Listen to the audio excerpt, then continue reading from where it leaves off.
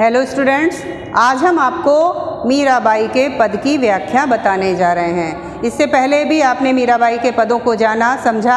जैसा कि जाना जाता है कि भक्ति काल की कृष्ण मार्गी शाखा की एकमात्र कवयित्री के रूप में मीराबाई संसार में विख्यात हो गई। इनकी अनन्य भक्ति की तुलना किसी और से नहीं की जा सकती है। तो इनके पदों में हमने देखा है कि श्री कृष्ण की ही अनन्य भक्ति की है। तो हम आज इस पद में देखते हैं कि मीराबाई ने किस प्रकार से कहा है कि मैंने तो श्री कृष्ण को मूल्य देकर खरीद लिया है। इसी बात को हम लोग समझते हैं। क्या कह रही हैं इस पद में? मायरी मैं तो लियो गोविंदो मोल। हे माँ, मैंने तो श्री कृष्ण को मूल्य देकर खरीद लिया है। मैंने इनका भक्ति का मूल्य चुकाया है, तब मैंने श्री कृष्ण को खरीदा है। गोविंद अर्थात श्री कृष्ण।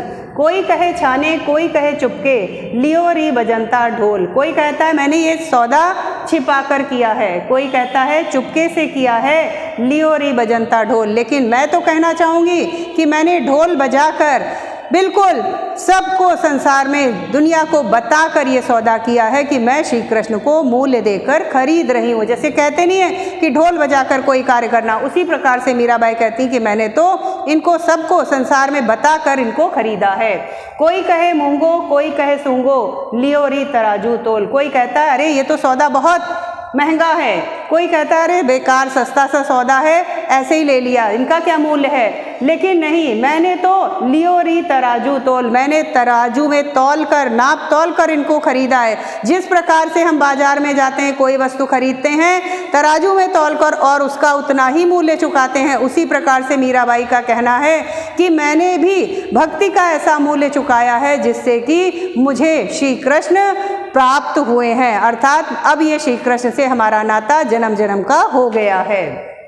कोई कहे कारो, कोई कहे गोरो, लियो री अमोलक मोल। कोई कहता है कि अरे ये तो बड़े काले हैं, सांवले से हैं। कोई कहते हैं नहीं, इनका तो दूसरा स्वरूप गोरा है।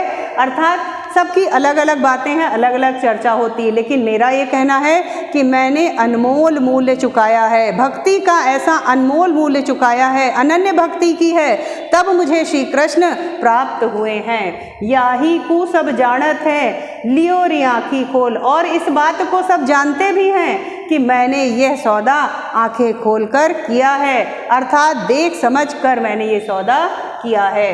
मीरा को प्रभु दर्शन दीन्यो, पूर्व जन्म की कौल। मीराबाई कह रही हैं कि मुझे तो श्री कृष्ण ने इसलिए दर्शन दिए हैं क्योंकि उन्होंने पूर्व जन्म में ही हमसे वादा किया था। कौल माने संकल्प किया था, वादा किया था कि हम प्रत्येक जन्म में तुम्हें दर्शन देंगे। जब जब तुम्हें मेरी आवश्यकता होगी, मुझे याद करोगे तो मैं तुम्हारे सामने प्रकट होऊंगा। इसलिए श्री कृष्ण ने मुझे दर्शन दिए हैं। तो पूरे में राजस्थानी भाषा का प्रयोग हुआ है। जैसे दर्शन शब्द है, छाने है, चुपके है, ये सारे मूंगो, ये सारे शब्द राजस्थानी भाषा के शब्द हैं। और मीराबाई की भाषा जैसे कि आप जानते हैं राजस्थान की थी और उन्होंने उसी ब्रज भाषा का प्रयोग किया है। तो राजस्थान के मिले जुले शब्दों का भी इसमें समावेश हुआ है। अब हम बात करते हैं काव्यगत सौंदर्य की।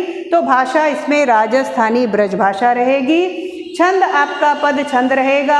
अलंकार इसमें कई जगह पे यहाँ पे आपको अनुप्रास अलंकार मिलेगा। जैसे 3 है लगातार, तो अनुप्रास के भेद में आपको वृत्यानुप्रास भी आप दे सकते हैं, नहीं तो अगर सिर्फ अनुप्रास लिखते हैं तब भी पर्याप्त है। जहाँ पे रस है, यहाँ पे भक्ति भी है, शांत रस हो गए, तो शांत रस और भक्ति रस में आपका गुण यहाँ पे प्रसाद हो जाएगा। शब्द शक्ति यहाँ पे अविधा और लक्षणा हो जाएगी। शैली की बात करें तो इनके जितने भी पद हैं सब गाए जाते हैं। और ये गे शैली, हमें गे शैली लिख सकते हैं या गीति काव्य शैली लिख सकते हैं, दोनों ही शैली गाने वाली हैं, इसलिए आप ये लिख सकते हैं। और इस तरह से आपने मीराबाई के सारे मनोभावों को इसमें समझा है। ओके स्टूडेंट्स, तो मेरे विचार से आज के लिए इतना पर्याप्त है। धन्यवाद।